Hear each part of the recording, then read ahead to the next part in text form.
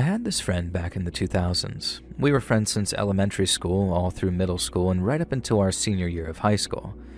I'm pretty sure we still would have been friends now, except she died.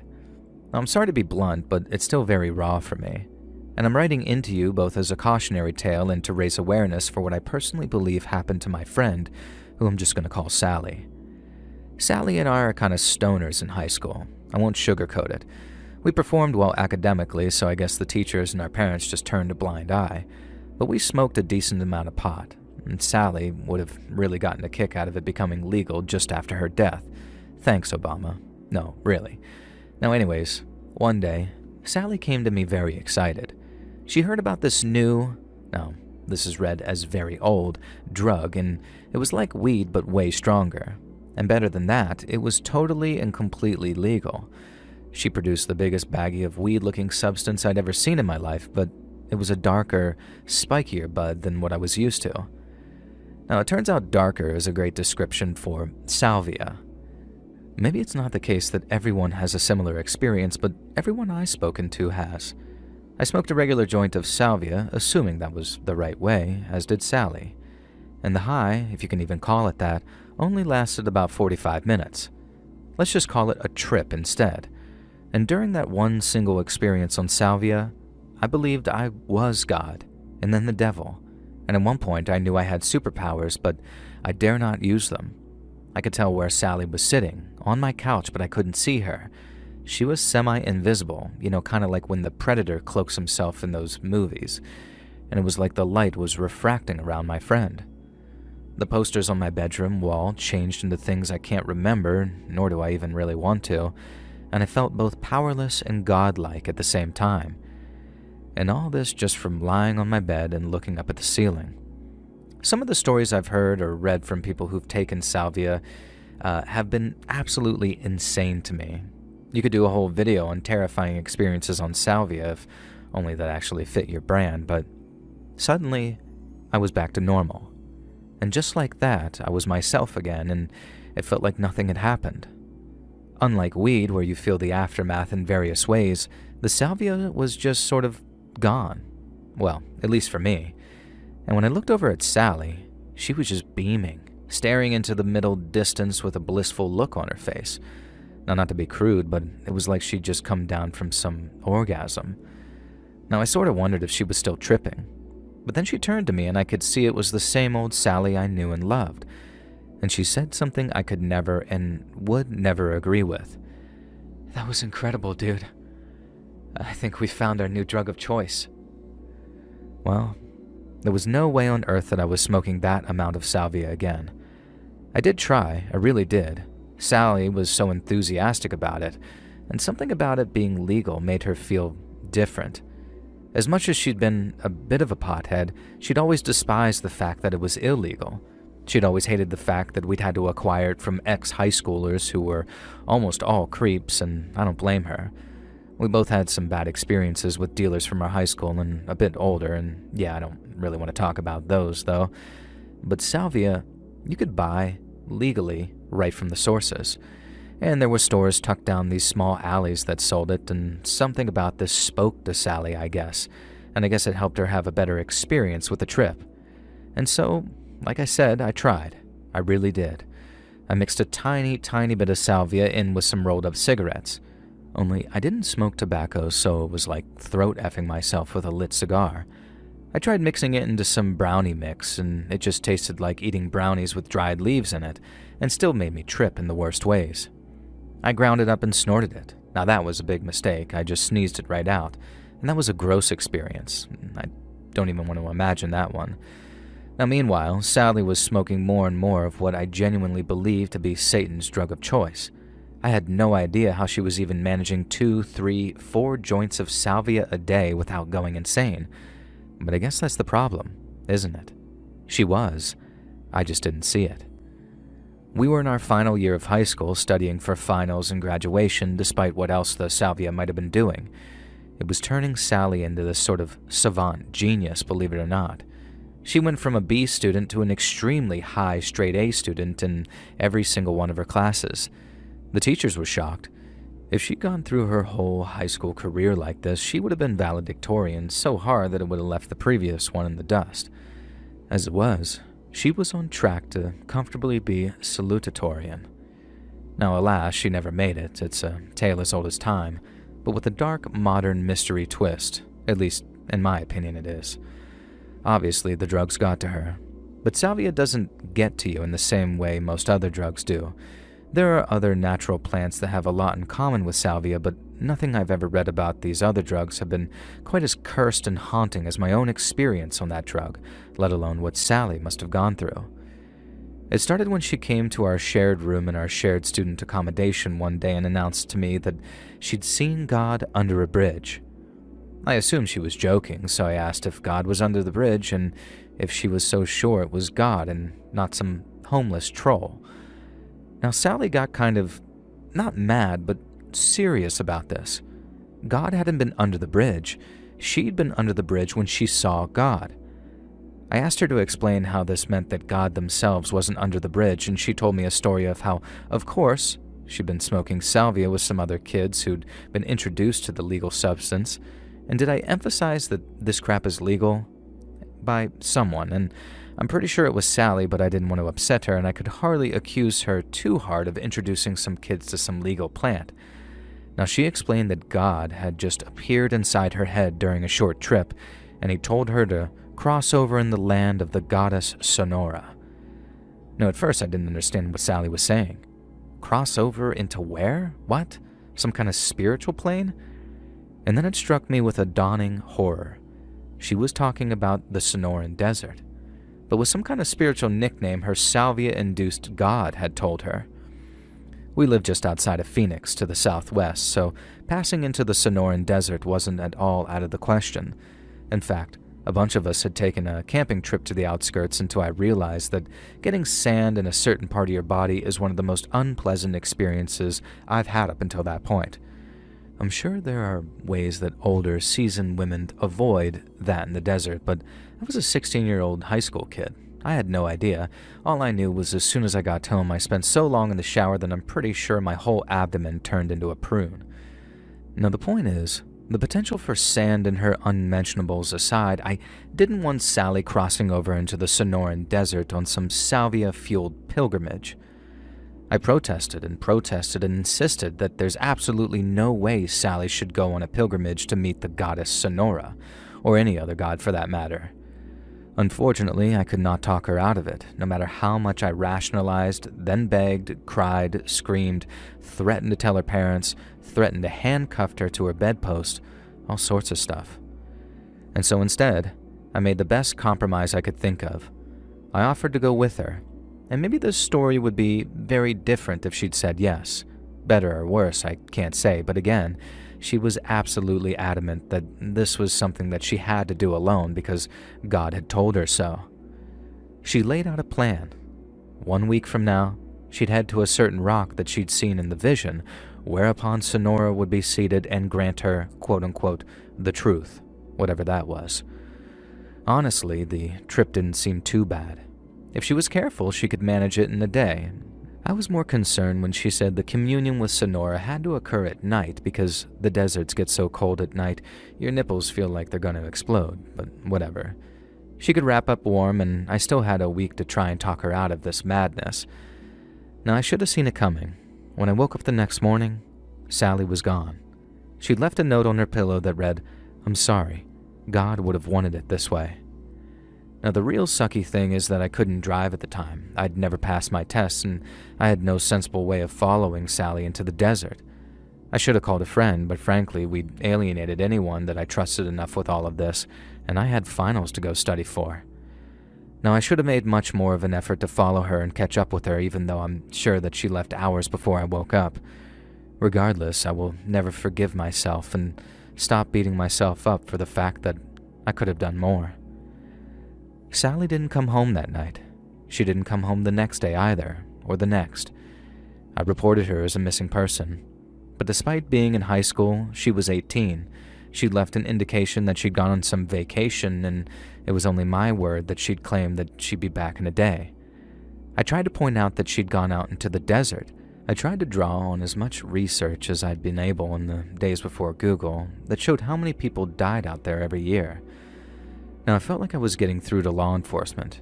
They promised to send some ranger out to scout out the route that Sally had told me about, and then I made the mistake of mentioning salvia and visions and saw their eyes glaze over, and at that point I think I lost them.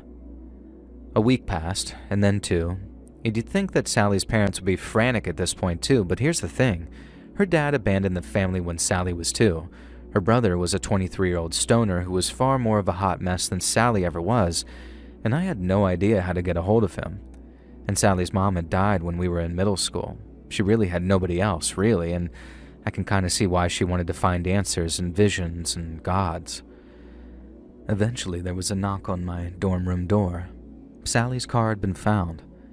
It appears as if it had been there for a couple of weeks, based on the layer of sand covering it. Now, the rangers and law enforcement were taking it seriously. I insisted that I go with them, that maybe something would jog my memory about the route that she was taking, the rock on which she claimed Sonora would appear. And oh God, I wish I hadn't. And I'm glad I did, but I just wish that I hadn't. I was the one who found her. She was lying in the shade of a 10-foot-high rock, her body half covered in sand by this point, and she was wearing only her underwear, and appeared that she'd neatly folded her clothes beside her before lying down and just slipping away. The official cause of death was exposure to the elements. Sally had somehow, through months of slow, salvia-induced psychosis, become convinced that gods were communicating with her. Later, we even found journals in which she claimed Sonora was the goddess of the desert who bestowed power through suffering, thirst, and hunger. And I could never find any actual mythological record of this. It just seemed like something Sally had hallucinated. And so that's a horrible story. It's scary how things can mess with your mind, and maybe my mind's messed up too, but I think things were a lot worse. I don't think Sally actually died of the elements. I think she was murdered. I think somehow someone had been implanting the salvia psychosis into her mind through suggestion. I have no idea who. Someone she got high with when I wasn't around, maybe. And I'll tell you why I think this. Sally wore a locket with 2 photos, one of her mother shortly before she died, and one of the pair of them when Sally was a baby. She never removed that locket. Never. Not when she slept, not when she showered, not when she bathed. She could be completely naked and she'd still be wearing that locket. Not only had she removed it for whatever reason she removed her clothes, but there was no sign of the locket anywhere. It wasn't placed with her clothing like the rest of her belongings, and it wasn't in the car. I told law enforcement about this over and over again, but they insisted that there was no other evidence of foul play. They said the locket could have easily sunk into the sand or all sorts of things. Nobody murdered her, they said, and sure, maybe someone didn't stab or shoot her or crush her trachea, but someone sent her out there to die, and then they took that locket. I'm certain of it. I've been out there so many times searching for it. I've dug, I've searched with metal detectors, and I've once even smoked salvia again against my better judgment, hoping for some type of vision or a map or a culprit or something. I don't know. Maybe Sally had it right. Just lie down and drift away. I'm the one left here still obsessing over this for nearly 20 years, and I don't go out there much anymore, but I can't really leave Phoenix. What if, like the namesake bird, Sally rises from the ashes and shows me who killed her? What if one day I go out there and find the locket? At least I could be at peace. Instead, I'm just sort of left here writing the story, begging people not to go down the salvia path. It's still a legal substance in Arizona, and I don't say this in a sort of winners don't do drugs type of way. It's just the idea of what happened to Sally and what might have happened is enough to terrify me for the rest of my life. I wish I could let go, but I can't. And I hope sending this email to you brings some closure, and thank you for reading. Sally, rest in peace.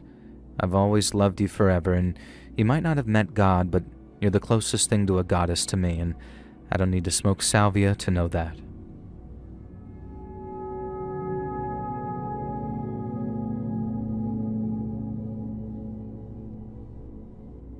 So I've been asked to write into you by a younger friend who's a listener. I hope you get a kick out of this one. Apparently you do like bat crap crazy people. Now, a bunch of years ago, after the dawn of cell phones but before the rise of smartphones, me and a bunch of buddies decided to go on a little trip. We'd been dreaming of this trip since college, talking about it a bunch and never actually doing it. And so one summer, I was all, guys, F this. We're doing it. We're doing a road trip across the states and nothing can stop us now. Now, we're all from sunny California and all went to the same college there, so it was just a case of seeing the country we so love. And there was no real rhyme or reason to our route. We just plotted out a vaguely cool-looking trail that would take us to all the places that we'd always wanted to visit, or drive through, or pass by with a sort of look of disgust. I won't lie, the four of us were kind of comfortably off. One of us was, and still is, disgustingly rich, but also the most generous pal you'd ever meet. So he offered to fund the majority of the trip, with the rest of us chipping in for food, touristy stuff, roach-infested digs that we might stay in, that kind of thing. But our rich buddy, whose name honestly is Rich, paid for the vehicle, the gas, the upkeep, and he bought a brand new car for the trip, actually. And it was an absolutely stunning Camry, and to say that I was jealous would be an understatement. Now, a slightly buff silver, this thing was a beast. It maybe wasn't the best choice for a road trip. We would have probably been better off getting a van or a camper or something, but we just wanted to drive the American highways looking cool as we did. Now, there were four of us, and the Camry was comfortable, if intimate and crowded, and that was fine with me, given who the group members were. There was Rich, his boyfriend Andy, and then there was me, of course, and finally, there was Kay. Now, I've had a huge crush on Kay since the first year of college and never made a move. We just graduated at the start of summer when we went on that road trip, for some context. Now, naturally, while we all took turns driving, the majority of the trip was Rich handling his brand new Camry and Andy riding shotgun, and this meant that I got to spend hours, days really, in the backseat of a car with a girl that I believed was the love of my life. And yeah, okay, it's pretty obvious to anyone on the outside that I've been thoroughly friend-zoned, but bear with me. What is love without hope, and what is hope without being a hopeless romantic loser like myself? This is why my British friends call me a wanker, I guess. No, anyway, it was brilliant. We spent the days driving, sightseeing, and hitting all the tourist traps that sheltered Californian kids typically look down upon. And then we spent the days in a mixture of high-quality hotels, but more often, these flea-ridden desert motels. Now, I couldn't have been happier. It was freaking epic. We passed through a bunch of deserts on our routes. One of our big things, mostly thanks to Andy, who was a geology nerd, was that we wanted to experience as many types of desert as possible, if you understand what I'm saying. A lot of people think deserts are just sand and red dust, but that's not even slightly the case. Did you know most snowfields are technically deserts? Huge areas of just shingles, all sorts of stuff. Now, most salt flats are also deserts, which I think is a more commonly known fact, but it's the Utah Salt Flats, the Great Salt Lake Desert, where this first started. If you've never been, in my opinion anyway, Utah is an absolutely stunning state. The Salt Flats, the Salt Lake Desert, it's a miracle of nature. There's just something about it, something haunting and beautiful about it all. The Bonneville Salt Flats were like a spiritual experience for me, especially experiencing it with Kay. I was growing convinced that I might not be in the friend zone after all. And at one of the motels, there had only been 2 double rooms available. Kay was the one who suggested she and I share, and nothing happened between us, but she wasn't particularly shy in walking out of the shower wrapped in a towel. You know, the kind of thing that makes a naive young man think that she might have a crush when really it's a huge friend zone red flag. But oh well, not the point. Well, it is and does sort of relate, but let's not get ahead of ourselves. Now, we spent maybe too long exploring the deserts of Utah. The sun was beginning to set as we trekked back to the car, ready to head to our next rest stop destination. A few miles down the road, and we spied a car pulled onto the verge. Unpleasant-looking black smoke was billowing out from under the hood, and an extremely red-faced man was pacing back and forth behind the car, as if hoping the desert plains would offer up some answer. We slowed and pulled up behind him. No way were we leaving a fellow traveler alone on the road, especially knowing how cold it could get even in the summer. And that's another thing about deserts. Most of them get extremely cold at night, you might know, apart from the frozen tundra ones, of course. They're just cold, period. And so, the road we were traveling wasn't entirely void of other travelers, but it wasn't exactly bustling with traffic either. Most of the other drivers seemed to be vacationers or road trippers like us. It wasn't exactly a route that you took to and from work, which in retrospect could have been a red flag, and you'll see why. When we pulled up on the verge behind Angry Breakdown Man, you could almost see the relief fill his body. We all climbed out of the car, but Rich did the talking. He had a bit of a gift of gab. It turns out that the Angry Breakdown Man was named Cliff, and he'd been traveling home from work when something just sort of exploded under his hood. Now, he knew nothing about cars, so he just had to stand there and watch as thick black smoke billowed out from under the hood of his red Ford. Rich did know about cars, and he knew enough to try and pop the hood would be a bad idea right now. Whatever was going on, it looked like it might actually catch fire any minute, and he suggested that Cliff climb in with us and we'd ride the 3 to 4 hour trip to the motel that we booked, and he could sort his own stuff out from there. Now Rich, ever the kind guy he is, told Cliff not to worry about costs and things for the time being. Kay climbed into the back of the Camry and I moved to sit next to her, in the middle of course, and before I had a chance, Cliff practically dived in my way and scrambled next to Kay. Kay shot me a look that suggested that she wasn't entirely comfortable about this, but what could we say? And let me tell you a little something about this Cliff. He was dressed in what seemed like business attire, but he ditched his suit jacket and tie back of the car. He hadn't bothered to retrieve these, and I could see a dusty suit jacket abandoned on the floor. I guess it wasn't a tailored fit, or maybe work paid for his clothes, I don't know, I'm not an office worker. Now, he was also a fella who was on the larger side. It was impossible for myself and Kay to sit in the back of that Camry next to him without being touched by his sweaty body. And boy, did he sweat. The damp patches under his arms were more like waterfalls than puddles, and even in Rich's air-conditioned, wonderful car that he had, Cliff didn't seem to be cooling down at all. Sweat was just pouring down his face, and I wouldn't normally be this mean about someone's appearance, but I think it's justified here, and I'm sure you'll soon see why. Things were a little awkward at first. Cliff decided to talk about himself relentlessly even when we stopped asking, and the stories he told were similar but weirdly conflicting. One moment he was a salesman who worked out of an office in Salt Lake City. The next he was a traveling salesman, hence why he'd been on that stretch of road.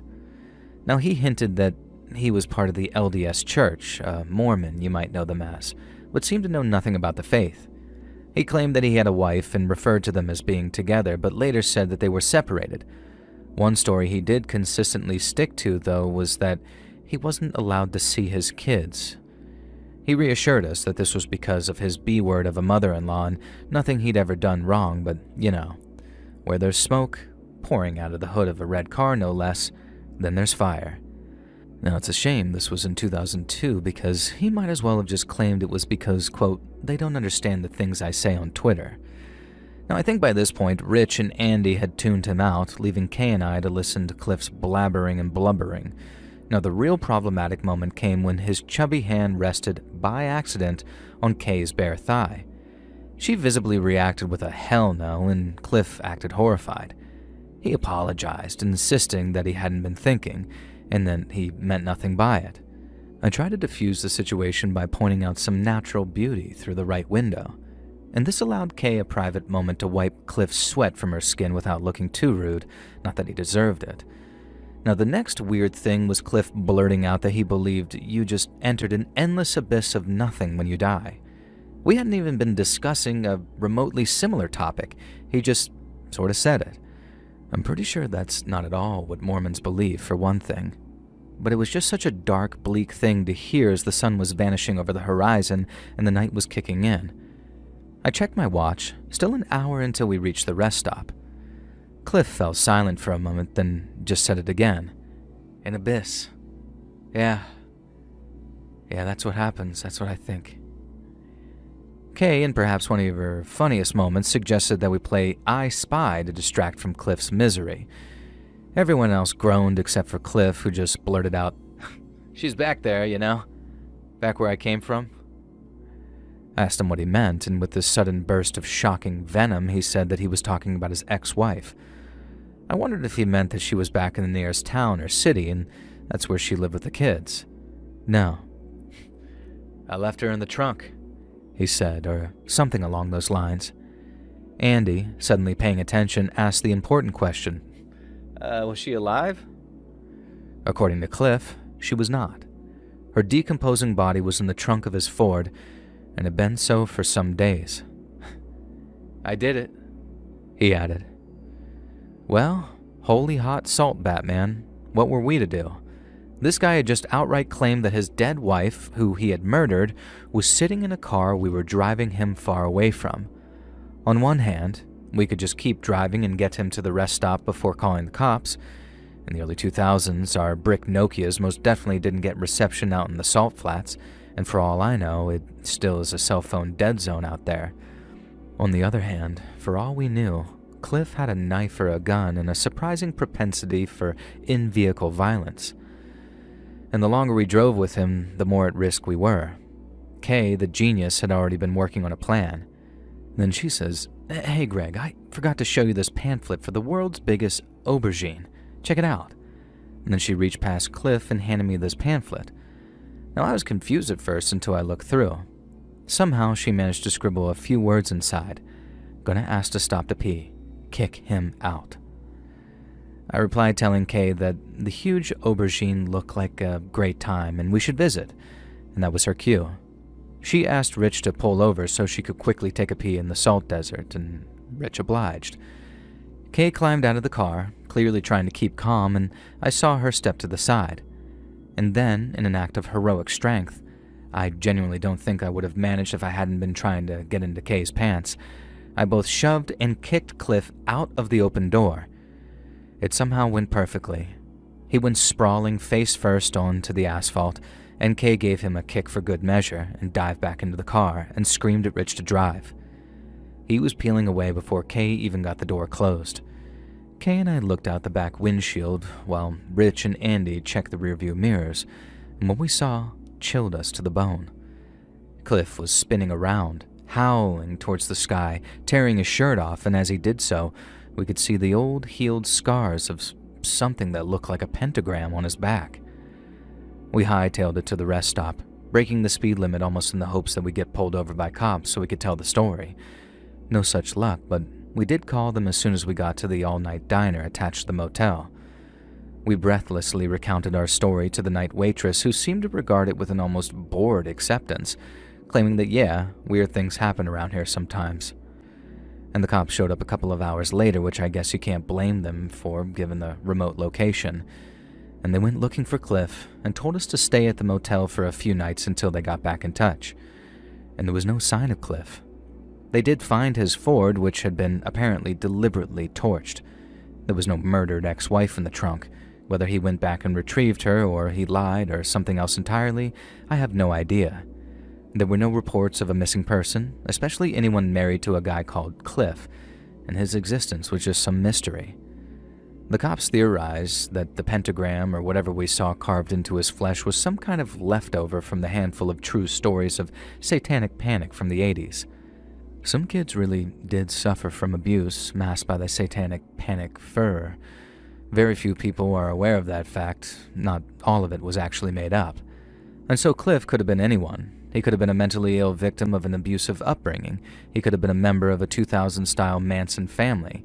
He could have been a wife killer. But one thing he couldn't have been is a passenger on our road trip for any longer than he was, and I have no regrets about kicking that terrifying man to the curb, literally. But as one final sting in the tail, which I'm sure you've guessed, yes, Kay and I never got together. I wasn't her type, I assume anyways, and I had the guts to tackle a potential wife killer, but I still never got the courage to tell Kay how I felt about her. Oh well. If Cliff's marriage was true and any indication of married life, then maybe I'm better off staying as a single, eligible bachelor.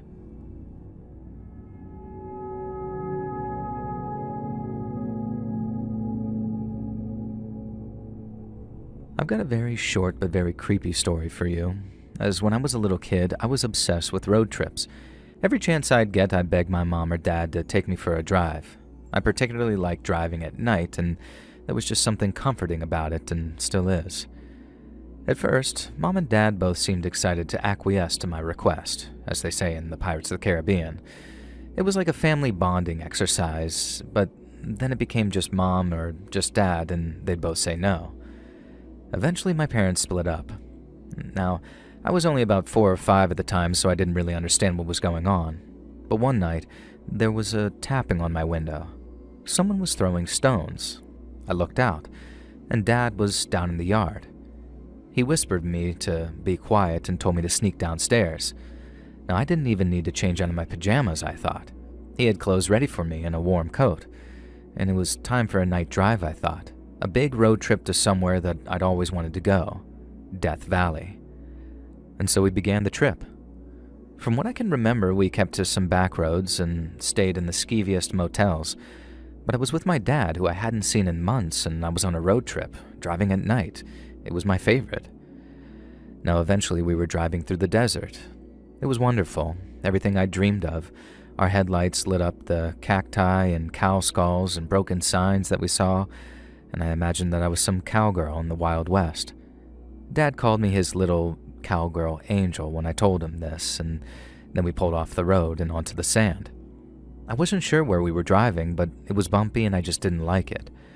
Dad told me not to worry, that cowgirls didn't cry and that we were almost there. There was an empty clearing. Dad stopped the car and told me to wait in the passenger seat. He climbed out and went around to the trunk. Now, he spent some time there, and when he came back, he motioned for me to crank down my window. Now, when I did, he fed a little green hose pipe through and started tickling me with it. Now, this made me laugh a lot. He told me that we'd get to spend more time together, as much as we wanted, and what a perfect place to do it. Again, I didn't understand what he meant until many years later. Suddenly, there were sirens, and shouting, and yells that guns had been drawn. That hose pipe disappeared from the window, and the rest is just some insane blur. I was now in an ambulance, then I was in a hospital, and then Mom and my grandparents and my aunts and uncles kept coming to visit. Mom was crying a lot. I didn't see Dad, and I kept asking about him, and nobody would say anything. I asked if we were going back to Death Valley and that I wanted to see the desert again. Mom said, maybe one day, but not yet. Now, years later, I found out the truth. Mom had full custody of me, and Dad wasn't allowed to see me at all. I still don't know why, and I'm not sure I really want to know. But he kidnapped me and took me out into the desert, and I'm sure you can imagine what would have come next given that hose pipe. Thankfully, Mom had noticed I was gone and called the cops. They put out some APB on Dad's car, and the rest is history. Thankfully, I'm fine now. A little bit of therapy and a few night terrors is a small price to pay for surviving, and I'm just glad that Death Valley was a misnomer in this case, and I was able to continue living my life rather than ending up as one of the many bodies buried in that desert sand.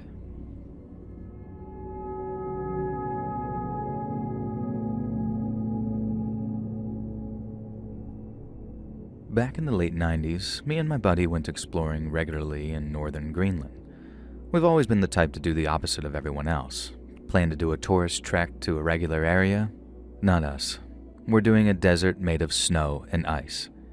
It's a pretty popular area to visit for icy desert enthusiasts, but I don't claim to be some ice desert connoisseur. We just prefer the cold, and trust me, Greenland's one of the coldest places on Earth to visit. We're both trained guides for the area, and these days we take tourist expeditions out to plenty of safe spots. Back then, to learn the ropes and learn the limits of our body though, we'd go on duo expeditions together. At first, we were a bit reckless and soon learned that you cannot treat nature without the respect it's due. Otherwise, you'd end up as one of the many thousands of corpses who have never found proper burials in frozen tundras or icy mountains. We specialize in exploring northern Greenland because it's one of the coldest places on Earth. There's almost no rainfall there, pretty much all the rain falls as snow, and the weather conditions can be insane. And I would place a bet that we've had to cancel more expeditions than we've actually been on due to unsafe weather. This particular story takes place in the late 90s when we were both in our mid-20s. My buddy and I'll just call him Arnie, set off with a route in mind solely for the sake of taking it. No end goal, no real point. It just seemed like a good route to take there and back again with some beautiful vistas for Arnie to capture on his camera, specifically designed for sub-zero conditions. We hiked for a few days, setting up the warmest and coziest tent we could possibly carry between the two of us. And like I said, Greenland's a pretty popular destination for reckless weirdos like us, so we passed a few other explorers on the way. One guy was dog sledding and even offered us a ride because we looked like we were struggling. Naturally, we turned him down. We explained that we had a couple snowmobiles tucked away safely some distance back, and we were using those to get around. On the fourth day, we left our snowmobiles at camp and went for a hike. To our surprise, we found a small cliff which hadn't been on any of the satellite photography. Now remember that even back in the late 90s, mapping parts of the world wasn't as advanced as it is now. It was way before Google Earth, and many areas of the off-beaten track would look like a blur in the footage that we were able to acquire. Now what was more surprising was discovering that the small mountain had a fairly obvious cave opening to it. Of course, we were going inside. It was still morning, so we had plenty of time. Ice caverns don't tend to be particularly dark, especially when they have a large opening like this one did, because the light refracts off the ice and keeps the place somewhat lit up.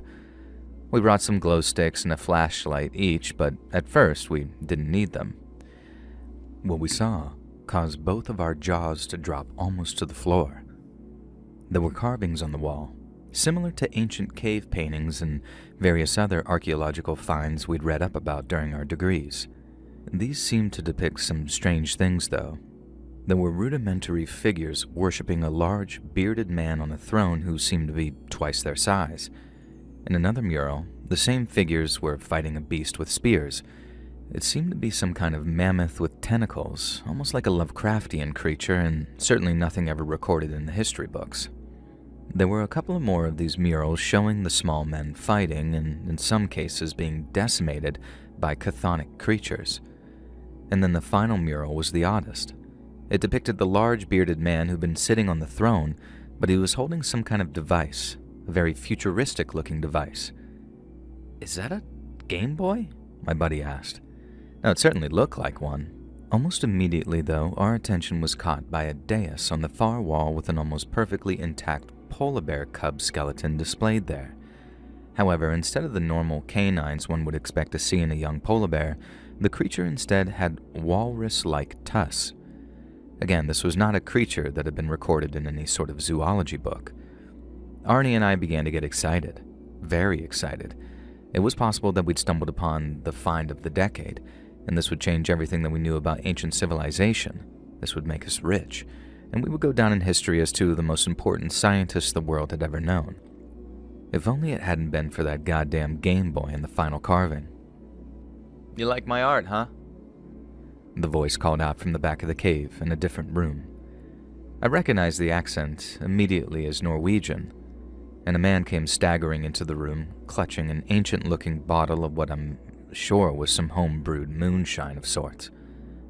"Like my home, do you? Just walk in, do you?" And we began to profusely apologize. It didn't quite dawn on me then, but what we found was a very unconventional Germanic artist. None of these cave carvings were ancient secrets of mankind. None of those monsters were unknown beasts. They were this drunken Norwegian bestial's OCs, really, and there was a carving of him being worshipped by his minions. And then, for some reason, he'd carved a picture of himself playing a Game Boy, probably. What the horrible polar bear skeleton was, I have no idea. I guess he'd moved on to sculpture. We profusely apologized and began to slowly back away from the door. I say slowly because we noticed that in his other hand, the Norwegian was clutching what looked like one of those pistols from World War II. You know, the ones the Germans wielded, the Walther. "Maybe one of you will stay here," he said, very clearly looking at Arnie. According to the Norwegian artist, it got very lonely out in the caves, making his art. Maybe my friend Arnie would be a perfect companion for him, someone to warm his bed at night and warm his body, too. Now, I'm not going to speak for Arnie, but I didn't think it sounded like an appealing prospect for him, and I wasn't ready to leave my friend to the mercy of a clearly drunk, clearly insane Norwegian. When the man threw his empty bottle against the wall, we both jumped in fear, and this Norwegian roared with laughter. His pistol was now trained on both of us. The Norwegian grunted that actually he was bored of us, and he was sure that he could find a much better companion. As his English grew more and more broken, he told us that we had 10 seconds to run before he ended us there and then and turned us into his latest art pieces. Me and Arnie had never ran so fast out of anywhere, ever. I have no idea if the Norwegian was even following us. I didn't even care. We did not stop running for 2 hours until we reached the camp in the snowmobiles, and by then we could at least see that he wasn't following us. We packed up camp and hightailed it out of there, riding those snowmobiles for 2 days without a break, and we only stopped to refuel. The adrenaline, the cold, and some substances we should not have had kept us awake. We got back to the nearest town and immediately reported everything to local law enforcement, but you know what they said? "Oh yeah, that's Lars. He can get a bit like that, he's a real character, but he's harmless though." They wouldn't even go out to speak to him. Now I still love Greenland. We live there and operate as tour guides for tourists who want to see the nice and safe parts of the country. But trust me, we don't take them anywhere near Lars's cave.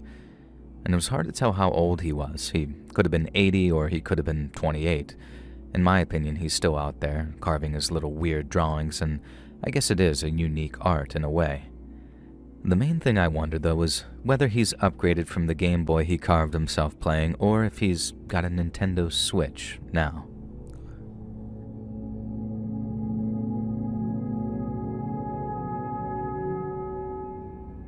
So I'm a true blue Aussie. I'm not ashamed to throw another shrimp on the Barbie. I have a beloved Ute, and Great Northern Super Crisp is my favorite beer. Contrary to what people believe, none of us like Foster's. Tastes like piss.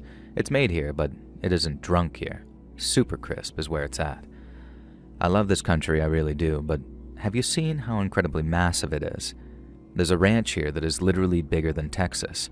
And I did a bit of work there once. You have to travel by helicopter just to get to one part of the ranch from another. It's madness. And so I have this mate, an English fella, who moved to Oz when we were both young. His name is Malcolm, and Malcolm is as solid as they come. Now, he's a middle child, but he's gotten so sick of the jokes in early secondary school that he insisted on being called Malk, not Malcolm. And at first people ignored him, but then he had this huge growth spurt and became the hardest guy in our year, and nobody's messed with him then. Imagine a bunch of Aussie blokes being schooled by an English ponce named Malcolm. Christ, he better not listen to the story. He'll kick my butt 6 ways from Sunday if he hears me call him a ponce. I'm just a little wiry dude. I'm pretty sure I'd be a Wasteman Bogan if it wasn't for Malk. He's my rock. And speaking of rocks, this is where the story is heading. When we finished school, we'd always planned on taking a year or 2 or 3 to explore our wonderful country before we went back into education. And one of the places we'd both always longed to visit was Uluru, the Ayers Rock to you foreigners. It's a bloody majestic place it is. Photos don't do it justice, they really don't. In fact, it's actually easy to see photos of Uluru in books and get mixed up with totally different, smaller rocks. That is, if you're a dummy with no sense of direction and no Malk to guide you on the right path. But here's the bummer. Malk and I planned this epic adventure all throughout multiple years of school. We were both a fifth of the way into this planned expedition. We were going to play it by ear, but the final year was meant to just be, let's head wherever. And so we rented a nice hotel for our trip to Uluru. No, I'm just kidding. We actually stayed in the grodiest hostel that you can imagine, and I'm pretty sure that's how Malk got sick as a frickin' wild dog. Now, I won't go into details, but it was coming out both ends, if you know what I mean. And naturally, I was going to delay the trip to Uluru or cancel it altogether, but Malk then responds, "No, mate, you gotta go. It's bad luck if we change the plans. Go there for me, get some Bonzer photos, and if it really is as epic as they say, then we'll do a return visit on our way back cross-country." Well, I didn't need much persuading. I loaded up the ute with supplies, tossed in the spare single-man pop-up tent that we'd been carting around, and headed off on an adventure as Malcolm headed off for yet another trip to some grody bathroom. Poor guy. But in retrospect, the stomach bug probably did him one hell of a favor. So imagine a montage of me driving to Uluru in my ute, confident that I don't need a map or GPS because I guess I've memorized the route a million times, and imagine me reaching Uluru and feeling a little underwhelmed because it's a lot smaller than I was led to believe, and a lot less vibrant. It was just kind of a big rock. I don't know what I was expecting, but in the moment I thought, I'm here now. I parked a bit of a distance away. I didn't want to disturb the tranquility with my loud-ass car, and then headed to Uluru on foot. Or at least I thought I did. Eventually, I decided to check my map and my compass and realized that I somehow managed to go ass over tit and ended up in completely the wrong place. This wasn't Uluru, not at all. It really was just some underwhelming rock, and how I managed this I'll never know. Like I said, I'd be a waster bogan if it wasn't for Malcolm's influence in my life. My useless sense of direction meant that it took me a solid 3 hours to walk to the rock, which I've nicknamed Yoo-Hoo, and I kind of just wandered around the place, taking a few photos, imagining how Malk was going to rip the absolute feces out of me when I told him about this. But just then, I heard this voice. Now, if I thought that I was a true-blooded Australian, this guy put me to shame. He was like every rough Australian survivalist stereotype thrown into one, having smoked 40 cigarettes a day to boot. And guess what? He was a survivalist. He wore a duster and one of those hats with the corks, which I genuinely thought only existed for tourists. But no, he told me later that they were an Aussie staple. Now, we got to chatting and I explained that I was looking for and initially thought that I'd found Uluru, and he got my back up a bit when he called me a tourist, but this guy didn't seem like the kind of fella that you wanted to mess with, so I just laughed it off. I mean, to be fair, I had been an idiot. I told him where I'd parked the ute and he just shook his head. Apparently, I'd gotten all turned around there too, and there was no way that I was getting back to the ute before dark. I'd left the tent and all my camping gear in that vehicle, thinking that there was no way that I was going to stay at this random rock overnight. And this survivalist told me that his name was Donegan, but his friends just call him Donnie. Now, I wasn't sure if this meant that I was allowed to call him Donnie or not, so I just called him Donegan, and he didn't correct me. He was a friendly fella. Now anyways, Donegan told me that there was no way that I'd get back to the ute before it got dark and freezing, and I'd almost definitely die and blah blah blah, but thankfully, he had a home not far from here. I was surprised because I hadn't seen any houses or shacks or anything like that. Now Donegan led me around the side of the rock and then climbed up a little, and he ushered me to follow him, and I was kind of amazed that by climbing up, you were able to see an opening in the rock face which led into a cave. We squeezed through, and I have to admit that I was impressed at the home Donegan had made for himself. He had a whole wall of shelves filled with battered paperback books, some fiction, some philosophy, all too intelligent looking for me, and he had another shelf filled with what seemed to be journals. One opening in the cave led to what appeared to be a bathroom with a seemingly full water tank for washing. Now, the other door had been sort of curtained off, and Donegan, in a surprisingly polite voice, asked me not to go in there because that was the kitchen, and a man's kitchen is his palace. I wasn't entirely sure that this was the saying, but whatever. Now, the sun was beginning to set now, and Donegan lit the fire pit in the center of his cave. Thankfully, the entrance was wide enough to let some of the smoke out, and he also bored a chimney through the rock so we didn't suffocate on whatever fumes we might have been cooking with. Donegan told me to make myself at home and particularly encouraged me to browse his shelves while he headed into the curtained-off kitchen to prepare our raw meal. He did kindly ask me not to read his journals, and again, he was weirdly polite about this. Now, I was starting to get the impression that the more polite Donegan's rule requests were, the more he would kick me in the wiener if I broke them. But reading another man's journal has never been something I've had a desire to do, not even the time Malcolm left his gay little therapy journal lying on the bed when I knew he had a crush on the girl I was seeing. Now anyways, I browsed through Donegan's books. I'd love to tell you the titles, but I can't remember them and I can't be bothered. I do remember he had a bunch of well-thumbed-through true crime books, some cookbooks, and one by that philosopher Nietzsche. Now, the next minute, Donegan's brushing through the curtain with 2 absolutely mouth-watering looking slabs of meat. Now, I was so hungry I could have eaten them raw there and then. He tossed an onion at me and told me to get chopping, pointing to a block by the fire. I did my best not to cry as I hacked up the onion. I've always been an onion crier, and I know Donegan gave me the onion just to make me weep. Now, all was forgiven once he started frying up the steaks. They both looked like 12-ounce mothers and the leanest meats I've ever seen. I tossed the chopped onions in the pan when Donegan commanded, and after a few minutes, he served up 2 steaks, medium rare. I expected him to be a rare steak or blue steak type man, but he said this meat and these onions shone the most at medium rare. He briefly heated up a jar of sauce, which was divine, and we sat in silence as I ate maybe the greatest dinner I've ever been served. "How was that as a last meal?" Donegan asked. His face was stony and serious, and I asked him to repeat what he'd said. I said, "How would that be as a last meal?"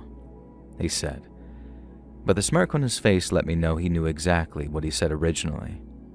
I told him it would be pretty much ideal as a last meal. Donegan laughed and said, thankfully it would be. I'd enjoyed plenty of great cuisine on my grand trip, and then, out of the blue, he asked if I'd been to the Blanglo State Forest. I said I hadn't, but it was on our bucket list. Donegan looked at me seriously and warned me to be careful, because the backpacker killer was still roaming that forest, looking for backpackers to kill. I pointed out that Ivan Milat had been arrested years ago, and funnily enough, he died a couple of years after this. Donegan just nodded thoughtfully but said nothing. Something told me that he either didn't believe Ivan Milat was the backpacker killer, he never officially confessed to anyone but his mother, or Donegan was trying to spook me by hinting that he was the killer. And then he asked me if I'd enjoyed the human meat I'd just consumed. By that point, I was getting wise to old Donnie's tricks. He wanted a reaction, so I gave him one. I jumped up in shock, shouting in horror, asking if he'd really fed me human meat. Donegan stared at me for what seemed like forever and then laughed.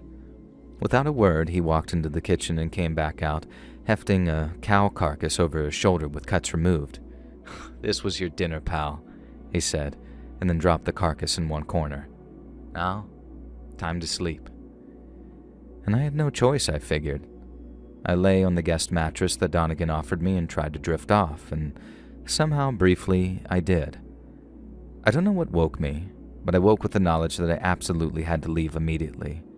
The fire was still smoldering, and I could see that Donegan was not in his bed. It looked untouched. The cow carcass was also missing, and since I hadn't really brought any belongings with me to this Yoo-Hoo Rock, I figured that I could just duck out under cover of night. I'd rather freeze to death than face whatever weirdness Donegan had in store for me next, and as soon as he'd mentioned Ivan Milat, my hackles had already been raised. And so I snuck out of the cave and slid down the side. I made it quite some distance, and I thought that I had a good idea of the direction of the ute, and then I was stopped in my stride. Donegan stood there in the middle of the desert, surrounded by what I can only assume dogs or dingoes. They'd clearly feasted on the remains of the cow carcass because bones lay picked clean on the ground. Donegan looked at me, and as one, so did all the dingoes, their eyes glowing in the moonlight reflected in their pupils, and I swear, Donegan's eyes glowed like those dingoes in that moment. The dingoes started growling, and I saw their own hackles rise. Donegan commanded them to sit, and all 5 that I could see, without fail, obeyed him. Dingoes. Wild animals, and if you don't know, dingoes aren't like dogs. They're majestic and beautiful creatures, but you really cannot tame them unless you've raised them since birth. "They obey my every word," Donegan said. "I could sick them on you if I wanted. They wouldn't leave me a scrap." I asked him to please not do that, and Donegan let out a laugh. "What do you think, boys?" And then he started asking me if I knew that dingoes once ate a baby, and I said of course, it was a very famous case, even if I wasn't born at the time. He told me that apparently fully grown humans are tastier to dingoes than babies, and I didn't want to know how he knew this, so I didn't ask. And then he told me that dingoes can outrun a man 3 times as fast. Again, I wasn't sure if this was true, so I kind of begged him not to force me to find out. Again, Donegan asked the dingoes if they thought that they should feed on me, and at this point I'm not ashamed to say that I pissed my own pants and pleaded with him not to hurt me, and to let me live. Donegan looked at me with disgust and said that I'd soiled myself now, and I was lucky because there was no way he was letting his beloved dingoes eat my piss-covered flesh. Instead, he walked away, commanding his beast to heel, and I didn't know if I could trust him, but I took a gamble. And you know what? It turns out the ute was parked just behind the small rock Donegan had been standing near, and he'd left me a parting gift. The head of the cow we'd eaten just earlier and that the dingoes had feasted on was sitting on the windshield. I had to wash the blood off, leaving me even more paranoid that the other shoe was about to drop and I was about to be attacked. But thankfully no. Instead, I finally got the windscreen clean enough that I could see through and gunned the ute. I drove away, And I swear after 10 minutes of driving in the rearview mirror, I could see a pack of dingoes running behind my car, their eyes shining in the darkness. When I reached our hostel, Malk had stopped vacating his bowels and his stomach was feeling a lot better, but when I told him the tale of Donegan and his dingoes, his face went whiter than I'd seen it when he was sick. He told me, and swears on his life that he wasn't winding me up, that he'd read about a man who was cursed to walk the central desert communing with the wildlife, and if you accepted his invitation to dine with him, he only let you leave if he deemed you worthy. I explained that he only let me leave because I pissed myself, and this left Malk a little less sure that I'd had a supernatural encounter. Needless to say, I went to the cops the next day and they reassured me that I very much had not encountered some supernatural spirit. Based on my description, what I'd encountered instead was a wanted fugitive who robbed a number of post offices at gunpoint in Alice Springs and the surrounding area. They'd been searching for him for a few years and had no idea that he'd been hiding out in a cave in what I called Yoo-Hoo Rock. We stuck around the area, forking out for a better hotel than what we were currently slumming in, and I'm glad we did. The cops managed to apprehend Donegan, who was indeed the armed robber that they were looking for. There was no sign of his tamed dingoes, and I'm glad of that. They were innocent, and I hope they went off to have exciting cow-hunting lives. But as for Donegan, you may be an a-hole who robs post offices at shotgun point, but you do cook a mean steak.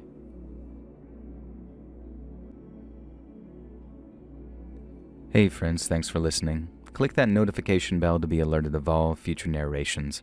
I release new videos every Monday and Thursday at 9 p.m. EST, and there are super fun live streams on Sundays and Wednesday nights. If you got a story, be sure to submit them over at my email at letsreadsubmissions@gmail.com and maybe even hear your story featured on the next video. And if you want to support me even more, grab early access to all future narrations and bonus content over on Patreon, or click that big join button to hear about the extra perks and bonus content from members of the channel. And check out the Let's Read podcast where you can hear all of these stories and big compilations located anywhere you listen to podcasts. I also have a true crime channel called Saturn Soul. All links in the description below. Thanks so much, friends, and I'll see you again soon.